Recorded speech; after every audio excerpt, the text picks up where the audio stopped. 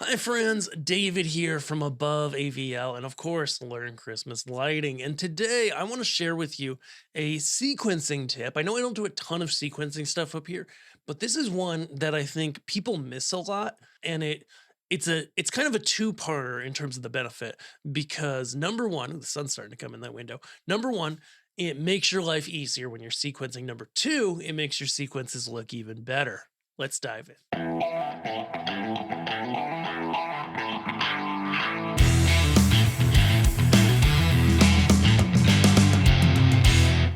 So this comes down to timing tracks. Okay, we all probably have timing tracks. You might have it for the lyrics to a song, and then a lot of times you'll have a bars and a beats. Right, and bars is the measures in the music. Beats are the actual beats in the music.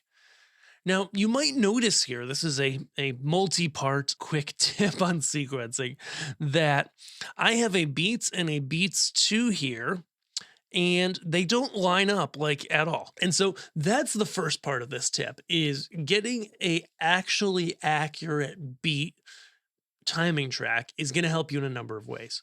Number one, of course, if you drag effects in while you have that particular timing track selected, we'll just go down to mini trees here. Things will lock to those times, right? You see here, this is interesting. This beats one. The measures are very close in size every time. This one, I guess they're both differing in size, but the difference between the two is actually right here in Add Timing Track. As long as you have the QM Vamp plugins, it is the difference between this top one beats or beat count beats this one, and down here tempo and beat tracker beats. What I have found in a bunch of testing is that this tempo and beat tracker one seems to be more accurate. It's actually reads out the BPM, as you can see, the beats per minute of every measure.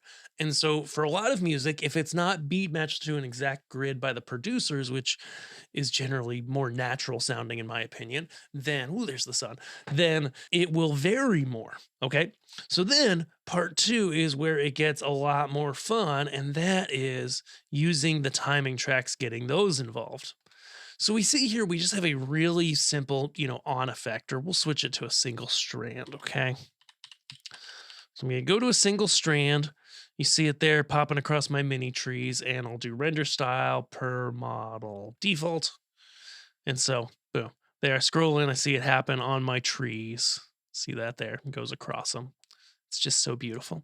Okay, so then what we'll do, and we'll just make the chase size bigger so you can see it. Then what we're going to do is we're going to switch to the number of chases. We're going to change any of these numbers basically to a timing track reference. And you can do that with anything that has these parameters for value curves, okay? So let me think for a second what I want to do here. Maybe single strand wasn't the best one for this. Honestly, we're just going to go back to the on effect.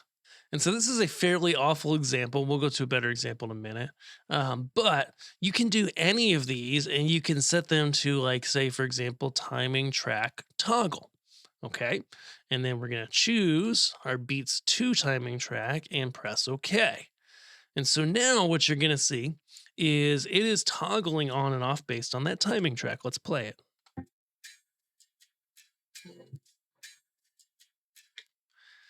And so you see there, that wasn't the best example, but it fires on and off exactly in time with the music because it's on a timing track. So you could go, you could drag that out for a whole chorus, right? And I don't know if that's the chorus, but regardless, you could see, boom, it's lining up perfectly with the timing track. So as long as the timing track is good, the effect is going to line up. And so obviously having an effect go exactly on the beat every time not only makes your sequence look better, it sure is a lot easier than going ahead and dragging and making little effects that are copies of each other at the start of every other measure, right? Or every other beat, right? You could build a bunch of little tiny effects, but this is easier. and we like it that way. So I hope you guys enjoyed this video. It's a quick one just here in January at the time of this recording. And Merry Christmas, of course, extending that season out. And if you're new to this hobby, head over to learnchristmaslighting.com. We've got a free guide we want to get into your hands from us at Above AVL and Learn Christmas Lighting. And then when you need stuff, when you're thinking about your show for next year, head over to Above, or this year, head over to AboveAVL.com. We've got all your holiday lighting stuff that you need, and we'd love to be your preferred vendor. We'll see you guys there. Thanks.